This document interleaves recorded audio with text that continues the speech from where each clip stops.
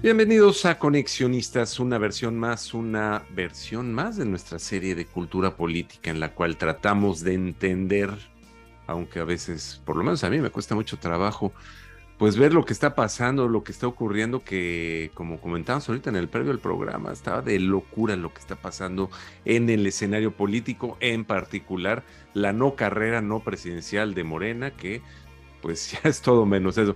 Está con nosotros Alejandro Envila Fischer, como todas las versiones de esta emisión, y obviamente Edgar Rodríguez. Estamos transmitiendo hoy desde las oficinas de Conexionistas en Houston.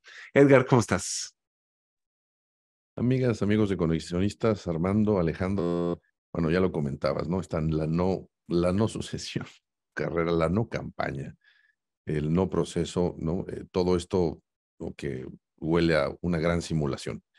Y fuera de micrófonos, Alejandro, estabas comentando los temas importantes, señalar a lo que estabas viendo, y parece ser que hay varias aristas. Vamos a tratar de hacer para ustedes un programa compacto porque son muchos temas. Está la parte de lo que está ocurriendo con la institución que se debe de encargar de vigilar el proceso electoral, lo que está pasando en el mundo de las corcholatas, por supuesto, y por ahí yo me atrevería a decir un par de temas más, ojalá y nos dé tiempo, lo que pasa en la oposición, porque parece ser que ahorita hay una figura emergente robando cámaras y eso redefine la dinámica dentro de todavía de los suspirantes opositores, y por otro lado, estos organismos que siguen bailando la danza de los egos que parece ser que todavía no se ponen de acuerdo en nada.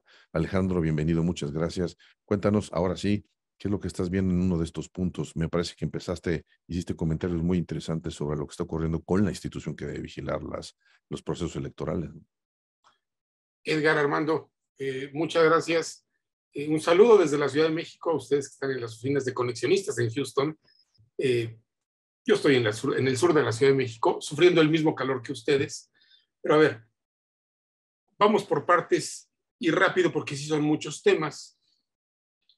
Lo primero que hay que decir es que el proceso de selección del coordinador de la defensa de la Cuarta Transformación, eufemismo ridículo para violar la ley, está deslegitimando de entrada, desde Morena, todo el proceso electoral del próximo año. Porque, a ver, a menos que gane un candidato de la alianza opositora, si es que hay alianza, el ganador, y hoy se ve muy difícil que gane alguien que no sea de Morena, no voy a decir imposible, porque en política nada está escrito, las cosas no pasan hasta que ya ocurrieron, no son seguras hasta que ya ocurrieron, más bien. A ver, a menos que gane un opositor, el próximo presidente o presidenta, si es Claudia Sheinbaum, pues va a entrar al mandato con un déficit de legitimidad importante. ¿Por qué? Porque vamos a tener que revivir aquel discurso de Ernesto Zedillo después de ganar su elección en 1994, que sorprendió a muchos y yo creo que debió avisarle a muchos priistas que era lo que venía con este presidente priista, pero no tan ortodoxo, que dijo, sí gané, pero no gané legítimamente, porque las reglas me favorecían. Eh, Ese mea culpa derivó en una reforma electoral en 1996 y después de esa reforma electoral, el PRI hasta Peña Nieto no volvió a ganar una elección. ¿Sí? Ahí empezó el principio del fin. ¿Sí? Con un presidente reconociendo que su victoria había sido legal pero no legítima.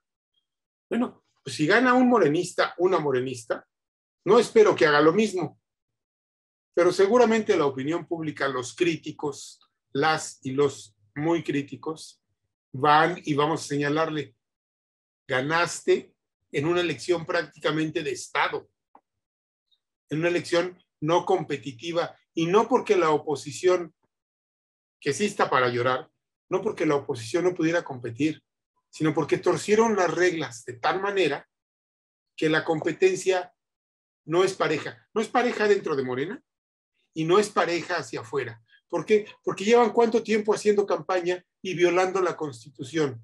Llevan cuánto tiempo gastando dinero que no sabemos de dónde sale, pero si nos imaginamos. No creo que Claudia Sheinbaum sea tan rica como para haber financiado todos los espectaculares y todas las bardas que hay con su nombre en el país desde hace cuántos meses les gustan. No sé si hay en Houston, pero a lo mejor sí hay, no lo sé. Estoy seguro que hay ciudades de la Unión Americana donde también hay bardas que dicen es Claudia y espectaculares. Yo creo que tienen tarea, tienen que irse a dar una vuelta a buscar las bardas de Claudia en Houston. Pero a ver, lo mismo Adán y lo mismo Marcelo Ebrard. Llevan un rato largo haciendo campaña cuando no se debería hacer campaña. Haciendo esto que se inventó pre-campaña, ¿no? Entonces, de entrada el proceso ya es ilegítimo. Y es ilegítimo, además es ilegal. ¿Sí? Y ahí voy a la siguiente parte, el órgano electoral. En el que teníamos alguna esperanza, que la gente defendió cuando dijo el INE no se toca. Pues sí se tocó. Porque, a ver, yo no soy un fan de Lorenzo Córdoba y de Ciro Murayama, pero hoy tengo que admitir que hace falta su voz desde el INE, señalando las ilegalidades que se están cometiendo, los actos anticipados de campaña, el gasto escandaloso en actividades que son de proselitismo cuando no debería haber proselitismo. Hoy escuchaba a Luis Carlos Ugalde en una entrevista y él decía, a ver, José Antonio Meade fue el candidato perdedor del PRI, renunció a su cargo en el gabinete de Enrique Peña Nieto en noviembre. Estos renunciaron en junio y eso porque Ebrard les torció el brazo para renunciar. Que ya no sé si fue bueno o malo, él lo hizo por su propio interés. Pero vamos, Meade no andaba haciendo campaña, perdió, ok, sí. A ver, desde el gobierno, todos los partidos están obligados a cumplir la ley, todos los candidatos están obligados a cumplir la ley. Pero el partido del gobierno y desde el gobierno debería existir pudor, debería mostrar más pudor y debería poner el ejemplo de lo que no se debe hacer. De lo que se debe hacer. Está poniendo el ejemplo de lo que no se debe hacer. Sus precandidatos adelantados, haciendo campaña, y el INE callado. El INE incluso emitió unas recomendaciones francamente ridículas, groseras, grotescas, insultando la inteligencia de los ciudadanos. Que bueno, a mí ahí me quedó perfectamente claro que esta mujer que llegó a la presidencia del INE, pues esa mujer es una mujer alineada con el presidente de la República, con el Poder Ejecutivo. Por eso están tranquilos. Digo, ¿se vale hacer pre-campaña? No se vale hacer pre-campaña. Pueden hacer su simulación de proceso para elegir al coordinador de la Cuarta Transformación, de la defensa de la Cuarta Transformación. Pero no digan, por favor, campaña, no llamen al voto, no hablen de presidencia. A ver, por favor, es ridículo, es francamente ridículo que la autoridad electoral se maneje de esta manera. Me parece lamentable tener que decirlo, pero este Consejo General del INE ya nos demostró que no sirve para nada más que para avalar una ilegalidad. Si así van a actuar, bueno, Edgar lo ha dicho muchas veces en esta mesa. El presidente no va a respetar las reglas electorales. Ya quedó claro. Ahora también tenemos que agregar una cosa. El INE no va a forzar, por lo menos a Morena, a respetar las reglas electorales. Queda una instancia, el Tribunal Electoral. No tengo mucha confianza. Pero como la maestra Claudia Aguilar ha dicho también muchas veces en este espacio, a ver, la democracia mexicana se ha ido perfeccionando a golpe de sentencias. A lo mejor necesitamos que vengan unas cuantas sentencias del Tribunal Electoral para parar esto, que es una auténtica grosería. Estos no son tiempos de campaña. No tendríamos que estar pensando en campaña. Sí podríamos estar pensando en quiénes quieren ser candidatos, o sea, pero a ver, el gobierno tendría que estar trabajando para combatir la inflación, para generar empleos, para combatir la pobreza, para abatir la escandalosa inseguridad que vive el país, la violencia desatada, desbordada. Y la mitad de la conferencia de prensa del presidente de todas las mañanas, que es el acto de gobierno más visible y más importante al que los ciudadanos tenemos acceso, la mitad se invierte o se desperdicia, como ustedes lo quieran ver, en hablar del proceso electoral de las corcholatas morenistas. Claro. De que se acusaron a Marcelo de algo, el presidente lo defiende. Y hablando de Marcelo, ¿cómo ves a nuestro querido ex secretario bueno, ex canciller más bien? ¿Cómo lo ves destapando al hijo del presidente como parte de su gobierno y todo ese tema que pues causó mucho, dio muchas vueltas en redes sociales? De pena ajena, de auténtica pena ajena. Ridículo, abyecto, lambiscón, de un hombre que a mí me parece inteligente y preparado, pero que evidentemente está viendo que las cosas no le favorecen. Porque pues, esto resulta en una especie de oferta mafiosona al presidente López Obrador, ¿no? Esto es lo que era. Yo te voy a proteger y la mejor manera de protegerte es yo involucro a tu hijo y lo nombro defensor de tu legado. ¿Cómo empezar una secretaría de la Cuarta Transformación? ¿Qué tipo de políticas públicas desarrollaría una oficina de ese tipo? Me pareció... Yo he visto los TikTok de Marcelo y me parecen patéticos. Esto fue todavía más patético que su actuación en redes sociales, que entiendo que él quiere conectar con los jóvenes. A lo mejor alguien le vendió que esta vez los jóvenes sí iban a ir a votar, lo que nunca han hecho, no solo en México. Pero me pareció patético, Armando, verdaderamente patético. Y bueno, pues unas horas después llegó la respuesta, ¿no? Gracias, pero dice mi papá que la Cheyenne me la voy a conseguir por otro lado. Es verdaderamente, digo, podría decir sin comentarios, pero pues aquí no podemos decir sin comentarios. Es el momento más patético que he visto en la ya larga carrera de un hombre que, insisto, a mí me parece preparado, brillante, con muchos claroscuros y con muchas cuentas que explicar, pero yo le reconocía a Ebrard, y estoy en desacuerdo con muchas de sus posiciones a lo largo de la historia, pero le reconocía dignidad. Me parece que fue francamente indigno. Vemos, Alejandro, en esta parte, digamos, entre la institución y el partido oficial, otra vez un ejercicio de simulación. Lamentable, como dices, que la institución haya caído en un silencio y esté jugando el juego del avestruz, en donde no esté levantando ningún tipo de señalamiento, ninguna bandera, ninguna nada, ¿no? No hay pronunciamientos. Y como bien esto genera las condiciones de una nueva normalidad, y una normalidad en donde la ilegitimidad va a pasar a la historia y no va a pasar nada en términos legales, ¿no? Es decir, quizás alguien iniciaría algún tipo de proceso, pero yo no veo que esto vaya a funcionar por ahí y entonces esto se normaliza, ¿no?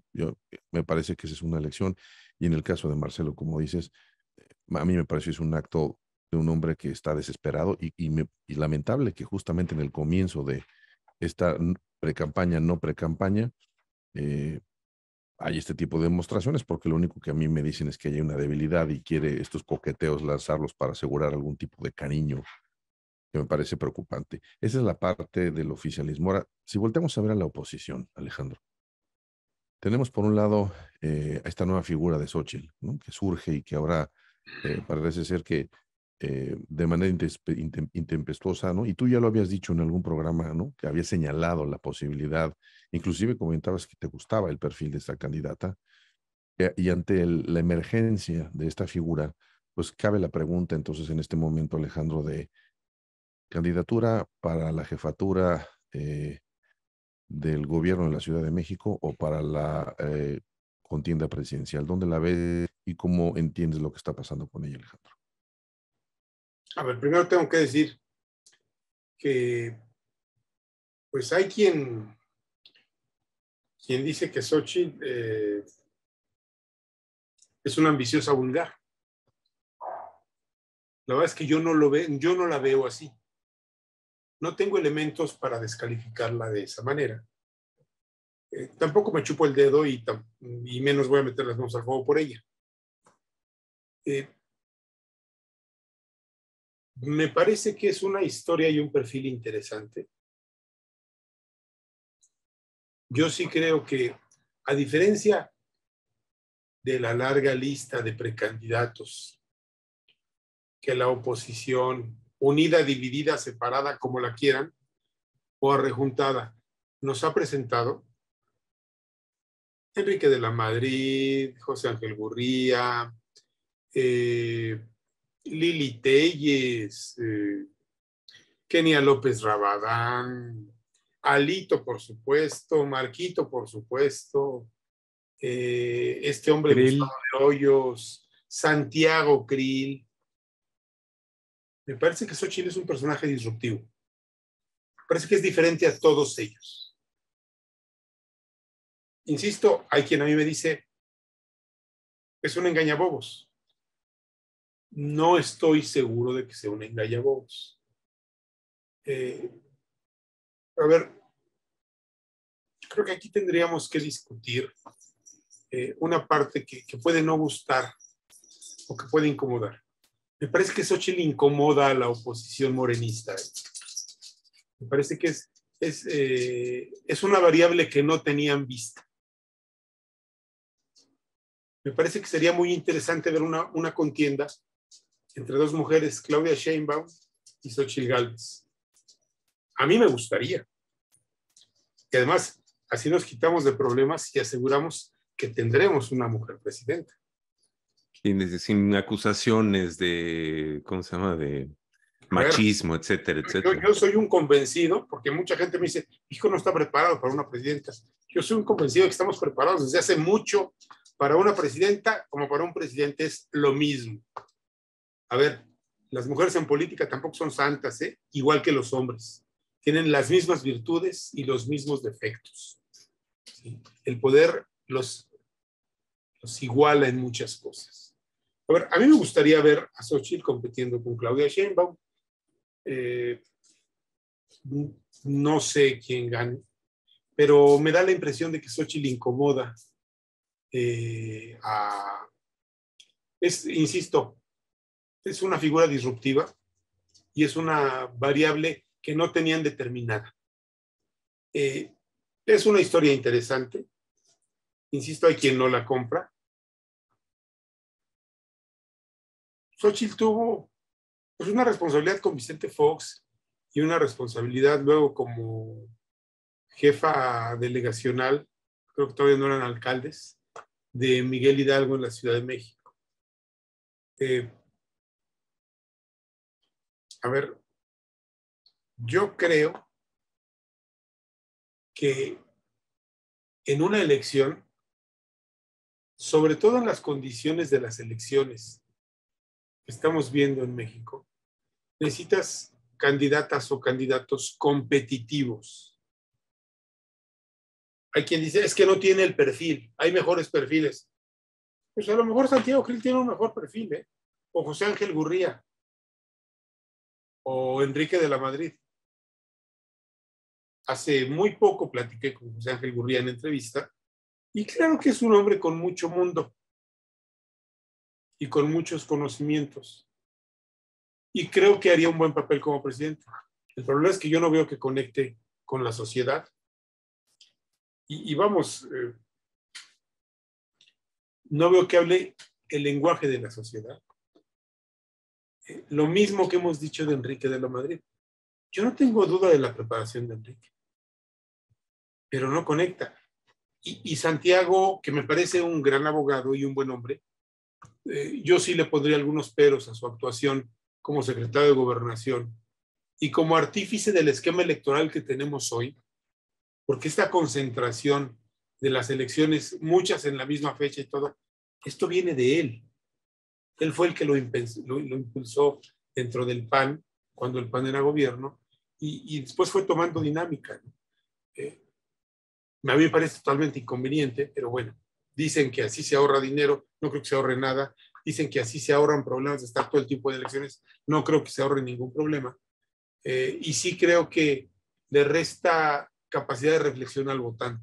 Cuando tú le entregas 7 boletas, votan por el mismo en todas, votan por un partido y no se fijan en los candidatos. Y lo que debería importarnos son los candidatos más que los partidos, porque los idearios de los partidos siempre se negocian. O sea, Xóchitl, insisto, bueno, Santiago decía yo, pues Santiago ya tuvo su oportunidad. Y no pudo. Y bueno, la arrastrada que Felipe Calderón le dio en la interna del PAN es histórica, es épica, es verdaderamente escandalosa. Entonces, ya para finalizar. Xóchitl es otra cosa, me parece una figura interesante. No sé si vaya a ir por la presidencial o la de la jefatura de gobierno. A lo mejor está hablando de la presidencial. Claro. Para asegurarse la otra, ¿verdad? Para finalizar y retomando el tema de las arrastradas, como lo acabas de decir, lo platicamos también en el previo del programa. Hablas de que no hay piso parejo hacia afuera, no hay piso parejo hacia la oposición, pero al interior, ¿cómo lo estás viendo tú? Porque también va a haber arrastrada, ¿no? Pues todo indica hasta ahora, pero bueno, van 2 días. A ver, yo creo que Claudia arrancó con mucha ventaja. No era lo mismo, porque llevan haciendo campaña no 2 días, llevan en su interna pues, por lo menos 6 meses, por lo menos 6 meses. Creo que eso es lo que parece, y lo que parece no siempre es lo que es. Claudia parece la favorita del presidente, arrancó con mucha ventaja. Vamos a ver qué puede hacer Marcelo. Y vamos a ver cómo se desenvuelve la enigmática figura de Adán Augusto. Creo que en esos 3 hay que fijarse. Los otros 3 son relleno. Ricardo Monreal creo que está ahí para negociar algo, que es la candidatura a la jefatura de gobierno. Y Fernández Noroña y el nuevo Niño Verde pues también están negociando algo, ¿no? No sé, posiciones en el gabinete, no me queda claro, ¿no? No sé si Velasco vaya a ser ahora el líder de la fracción parlamentaria Verdimorena, no lo sé. Pero creo que Claudia arrancó con ventaja y creo que en la propia interna de Morena no ha habido piso parejo. Y me parece que las expresiones de desesperación de Marcelo Ebrard, como la invitación a Andrés Manuel López Beltrán a ser parte de su gabinete, tienen que ver con la ausencia de piso parejo. Sí creo honestamente que si hubiera habido piso parejo, habrían arrancado mucho más equilibrados.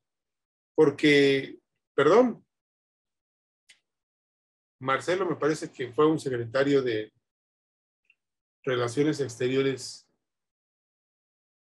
plurifuncional, al que el presidente utilizó para muchas cosas, en un escenario en el que el presidente no quería aparecer.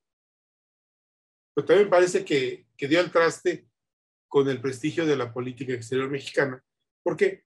Pues porque nunca le pudo hacer entender al presidente López Obrador la importancia de la política exterior y nunca pudo hacer que el presidente se guardara algunas de las muchas expresiones desafortunadas que tuvo o que ha tenido en el concierto internacional hacia afuera de México, con los Estados Unidos, con Perú, se ha metido con todos, con los reyes de España, bueno, hasta el Papa le exigió una disculpa, ¿no? Pero la Iglesia Católica también se tiene que disculpar.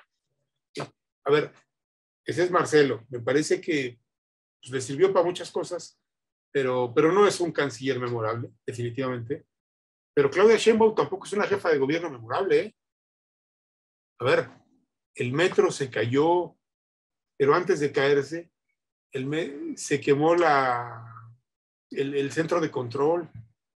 Y ya hay fallas y fallas y fallas. Y lo que no habíamos visto los mexicanos, los capitalinos, yo soy capitalino, y ustedes también, aunque digan lo contrario, a ver, la violencia ha llegado a la Ciudad de México. ¿Sí? Pues dicen que García Harfuch tiene muy buen cartel y es un gran jefe de la policía. La violencia ha llegado a la Ciudad de México. Hemos visto cosas que no habíamos visto y cada vez más cerca, cada vez más cercanas. Entonces, Marcelo no fue un gran canciller. Perdón, Claudia Sheinbaum tampoco fue una gran jefa de gobierno. Yo creo que pues los dos andan por el 6 de calificación. Entonces, si existiera el piso parejo, habrían arrancado más parejos. Hay una evidente preferencia. Ha habido a lo largo de 4 años y fracción, casi 5, una evidente preferencia del presidente por Claudia Sheinbaum. Yo creo que eso no, o sea, vamos, y para cerrar, Armando, Alejandro, yo no veo ninguna novedad en términos de la cultura política, más bien veo una extensión de lo que no queremos que ocurra. Una regresión incluso. Por supuesto. Porque esto ha sido más grotesco de lo que había sido en las últimas sesiones, pensando que ya habían sido grotescas. Sí, o sea, hay una involución total. Hay una involución. Sí, y además, para mí la figura de Xóchitl Gálvez prueba y va a atentar, ¿no?, a esta dinámica también de esta democracia de cuates que existe entre la llamada oposición, y vamos a ver qué ocurre, ¿no? Vamos a ver si Santiago Krill es capaz, el PAN y todo lo que le rodee, de entender el papel. Y bueno, nos queda pendiente, Alejandro, hablar de lo que ocurre con estas organizaciones civiles que están como espectadoras de todo lo que ocurre, porque también es una prueba para ellas, porque también se empiezan a repetir dentro de ellas estos esquemas, digamos que no quieren o no queremos que se repitan, en donde parece ser que hay un solo dueño de lo que significa la ciudadanía. En fin, hay mucho que comentar, Alejandro. Hay una división interna ahí grande. Por supuesto, hay rechazos, la figura de una sola persona es sumamente cuestionada en muchos más de los círculos que estamos pensando, y yo creo que habría que comentar eso en un programa especial. Por lo pronto, Alejandro, pues muchas gracias por dar esta lectura, y bueno, yo creo que vamos a seguir teniendo sorpresas de regresión, no de otra cosa en los tiempos que vienen. Estoy de acuerdo contigo. Muchas gracias, Armando, muchas gracias, Edgar. Al contrario, muchas gracias a ti, Alejandro, y pues adelante con tus redes sociales, por favor. @envilafisher en Twitter nada más. Muchas gracias, Edgar. Muchas gracias por el comentario, por la participación el día de hoy. Y recuerden, nosotros somos Conexionistas MX en Twitter y en Facebook. En YouTube somos Conexionistas México. Y en Spotify nos encuentran como Conexionistas. Ahí tenemos todas las versiones de este programa. La música es de Alejandro Sáborit, ahí lo encuentran en YouTube, y el diseño es de Sofía Reynoso. Ahí lo encuentran en Facebook y en Twitter. Nosotros somos Conexionistas. Muchas gracias.